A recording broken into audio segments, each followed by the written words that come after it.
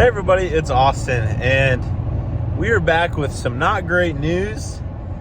The fuel pump is going out again, or at least that's what I think the problem is. It has the same symptoms as my previous two fuel pump failures, and you can check back to those videos. I'll link them either right here or I'll link them down below.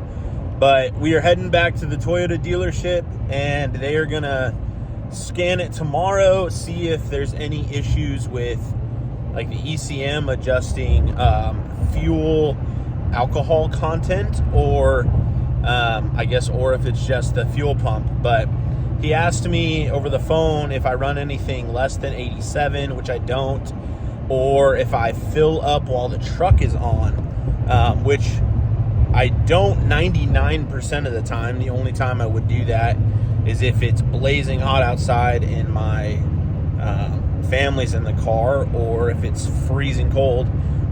Both of those are not frequent by any means. So I don't know if that's the issue or not, but I have heard from some of you guys in the comments on previous videos that I need to make sure that they reflash the ECM after replacing the fuel pump, if that's what they end up doing. So I'll make sure to talk to them about that. But for right now, we're going to the dealership to get this truck checked in, my 2019 Toyota Tundra SR5, and potentially get its third fuel pump since I've had it. So I'll keep you posted on what happens. And slight positive, sounds like we might be getting a Tundra loaner. So that'd be cool if we could get a new Tundra to check out. But keep you guys posted and let you know what happens when we get the truck back.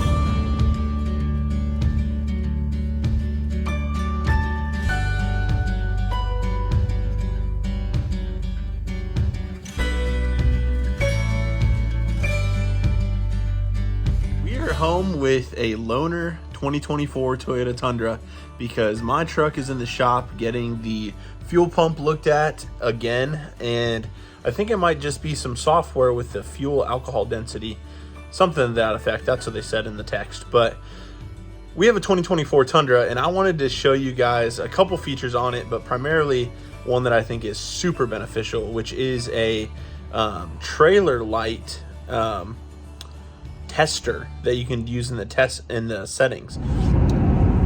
All right, so we're on the way home from the Tundra dealership, or the Toyota dealership, and here's the skinny. I hope you can hear me okay. I have it up on my dash. The alcohol density was off on the software that reads that in my truck. And so what it was doing, it's supposed to read 15% alcohol, I guess, content, and it was reading, I shouldn't do this while I'm driving, it was reading 85.1%. So what they needed to do was verify the fuel quality with a fuel sample. They drained the tank, took a fuel sample, the fuel quality was good, performed an alcohol density relearn on the truck, no further issues. Labor in doing that was $350, and because it was 2 hours, I guess, they charge $179 an hour. And then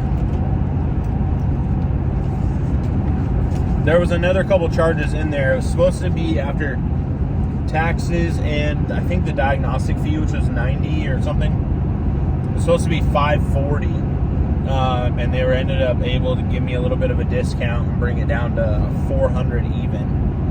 So I'm appreciative of that. Still a lot of money for seemingly a software issue, which is a huge bummer. Thankfully it wasn't the fuel pump,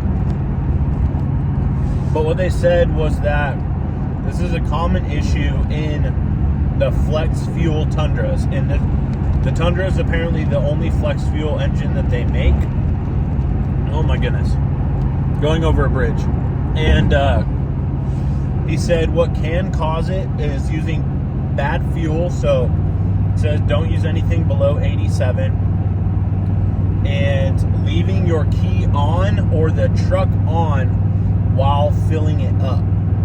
So definitely don't do that in your trucks, or you could also have this issue because it learns to remap the density of the alcohol content in the fuel.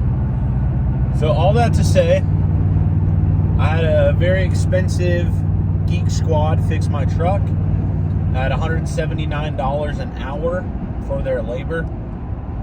I'm thankful it's apparently working fine. We'll see tomorrow when I start it up if it starts up well and roaring like it should versus the dying vacuum that it sounded like.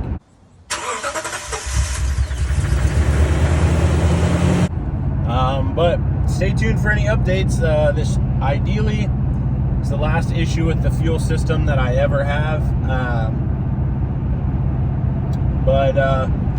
Yeah, life lesson: don't leave your truck on, which I have done a couple times, but less than a handful.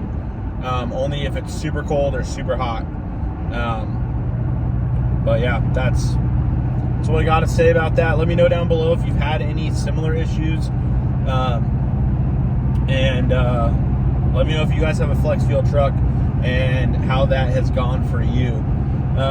Thanks for stopping by. Sorry for all my long jabbering, but appreciate you all being here, and have a happy Thanksgiving going into this holiday season, and we'll see you on the next one. Hopefully it's something more fun. All right, appreciate you all. Bye.